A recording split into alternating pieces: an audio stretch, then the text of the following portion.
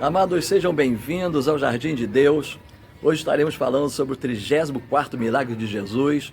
Já estamos chegando ao finalzinho dessa série Milagres de Jesus. E hoje, no 34º, eu quero falar sobre uma palavrinha nova. Então, abra sua Bíblia aí no Evangelho de João, no capítulo 18. Eu quero ler apenas o versículo de número 10 e o versículo de número 11. Mas antes, quero orar por você, pela sua família. Vamos juntos? Querido Deus, amado Pai, quero te rogar, ó Deus, que tu esteja abençoando a vida e a família desses que está vendo e ouvindo este vídeo. Que a tua graça resplandeça sobre eles. Ó Deus amado, que nenhum mal, nenhuma praga chegue à casa desses teus filhos. É o que eu te rogo em nome de Cristo Jesus. Amém e amém. Glória a Deus. Vamos ler então a palavra do Senhor. Diz assim a palavra do amado. Então Simão Pedro puxou da espada que trazia e feriu o servo do sumo sacerdote, cortando-lhe a orelha direita. E o nome do servo era Malco. Mas Jesus disse a Pedro: mete a espada na bainha, não beberei porventura o cálice que o Pai me deu? Que Deus acrescente a sua palavra ao nosso coração. Interessante, né, amados?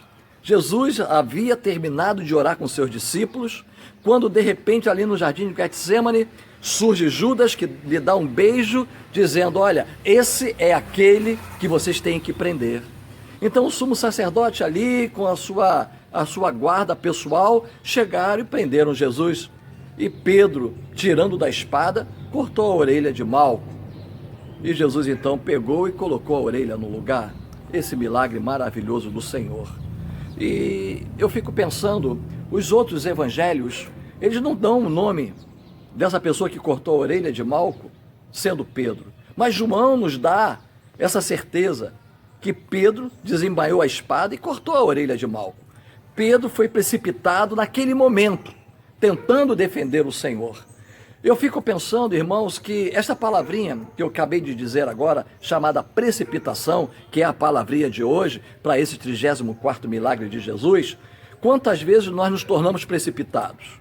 Quantas vezes eu já fui precipitado e você também? Aí você pergunta: mas pastor, o que é precipitado? Olha, o dicionário ele nos diz que precipitado ou ser precipitado é nós agirmos ou falarmos sem pensar nas consequências que virão. Então isso é ser precipitado, como foi Pedro. Pedro foi tão precipitado aqui, mas tão precipitado, que ele desembaiou a espada e cortou a orelha de Malco. Mas Jesus estava ali. Isso que me chama a atenção. Quando nós somos precipitados, Jesus, ele conserta tudo aquilo que nós fizemos de errado por causa dessa nossa precipitação. Então Jesus pegou a orelha, colocou a orelha de Malco no lugar, a orelha direita, João ainda nos diz que foi a orelha direita, né? Olha só que pormenor maravilhoso que João nos dá. E Jesus então pegou e fez esse milagre de reconstituir novamente, de colar aquela orelha. E eu fico pensando, queridos amados, que muitas vezes nós agimos dessa forma. Nós não pensamos nas consequências dos nossos atos quando nós falamos precipitadamente, ou quando nós agimos precipitadamente, que foi o caso de Pedro, que ele agiu precipitadamente. Glória a Deus que nós temos um Deus tão grandioso, que ele endireita, que ele conserta todas as nossas precipitações. Mas, pastor, o que nos leva a sermos precipitados? Queridos, quando nós estamos sofrendo ou passando por algumas dificuldades, nós caímos na tentação de nos manter precipitadamente, de fazer as coisas com precipitação, agindo até mesmo muitas vezes por impulso. Você já agiu por impulso? Não é difícil, nós não sofremos a consequência. Tem um poeta, né, um poeta grego, que ele dizia o seguinte, que a precipitação é a mãe do nosso fracasso. Olha só, ele dizia que a precipitação é a mãe do nosso fracasso. Muitas vezes nós sofremos, nós falhamos, nós fracassamos por causa da nossa precipitação. Deixe-me dar para vocês aqui alguns exemplos bíblicos. Quando você abre lá a Bíblia em Gênesis, no capítulo 16, verso de 1 a 6, o que você vê aí? Nesse texto de 1 a 6, de Gênesis 16. Aí você vê Abraão e Sara com uma concubina, Agar. Quando Deus prometeu a Sara que ela teria um filho, e o filho seria o pai de uma grande nação. Mas a idade já estava avançada, tanto dela como de Abraão. Então ela precipitadamente falou para Abraão: olha, o filho que você tiver com a nossa serva Agar, esse filho vai ser meu. Então nós teremos já uma descendência. Só que essa descendência, queridos, não estava no plano de Deus.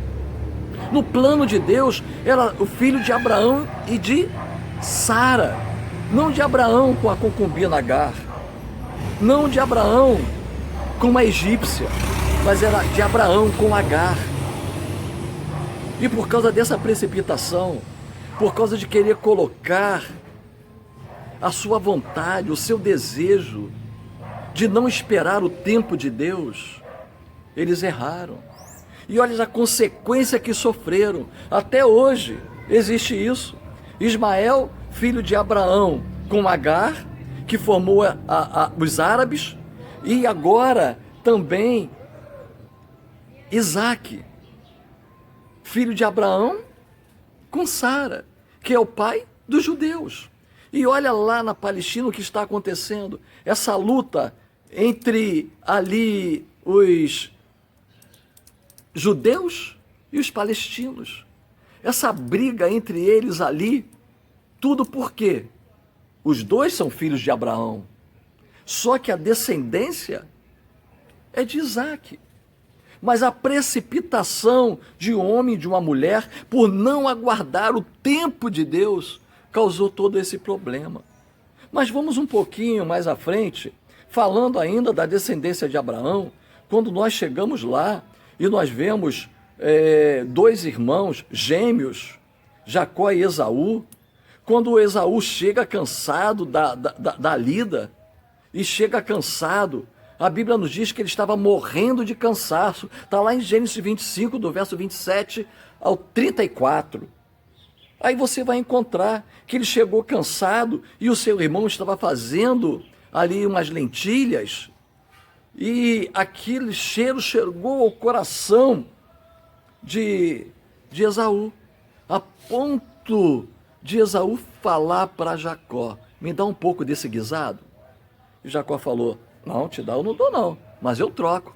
Tu me dá a sua primogenitura, que eu te dou o guisado. E ele trocou, ele foi precipitado. Olha o que Esaú fez. Para que eu quero a primogenitura? Naquele tempo, a primogenitura dava ao filho mais velho o privilégio de ser o líder da casa, na ausência do pai. Ele receberia a bênção do pai, que era a coisa primordial naquela época, a bênção do pai, onde o pai chegava e abençoava o filho, falando coisas maravilhosas, só bênção na vida do filho.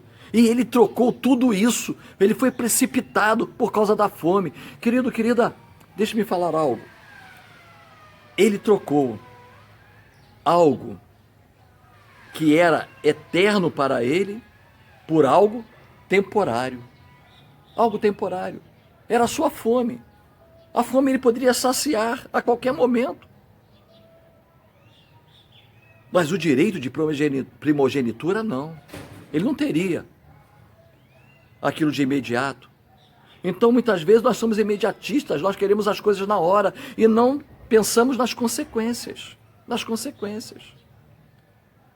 Não troque nunca aquilo que é eterno, aquilo que é para a vida toda, por algo passageiro, por algo de imediato. Porque o imediatismo nos leva sempre ao fracasso. Então, conforme eu disse, quando nós passamos por grandes dificuldades, nós pensamos em agir precipitadamente, fora dos padrões de Deus, ou fora daquilo que Deus poderia realizar na nossa vida. Então eu quero deixar para você hoje essa palavrinha: precipitação. Não seja precipitado. Olhe bem o que nos diz o Salmo 46, verso 10. Aquietai-vos e sabei que eu sou Deus. Já o Salmo 27, 14 diz o seguinte: espera pelo Senhor. Tem bom ânimo, espera, pois, pelo Senhor. Não sejamos precipitados, não, porque de cabeça quente, de precipitação, A gente só faz besteira. A gente só faz besteira. Cuidado com o que nós falamos. Cuidado com aquilo que nós fazemos. Não sejamos precipitados, porque a precipitação nos leva ao fracasso.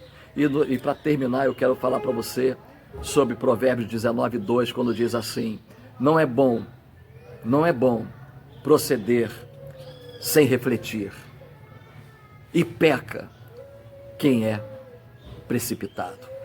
Vou repetir para você: não é bom proceder precipitadamente. Não é bom, porque é melhor nós refletirmos antes de nos precipitar. Sabe por quê? Porque é pecado. Nós pecamos em agir dessa forma. Ainda bem, conforme eu disse, que nós temos um Deus, assim como Jesus colocou a precipitação de Pedro, o agir de Pedro ao cortar a orelha de Malco, pegou e colocou no lugar. Vamos pedir a Deus que coloque no lugar toda essa nossa precipitação e que Ele nos dê condições de pensarmos, de refletirmos antes de tomar decisões, antes de agirmos, porque precisamos ter a vontade de Deus na nossa vida.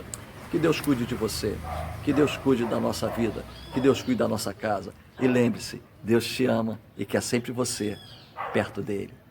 Em nome de Jesus, Deus te abençoe. Amém e amém.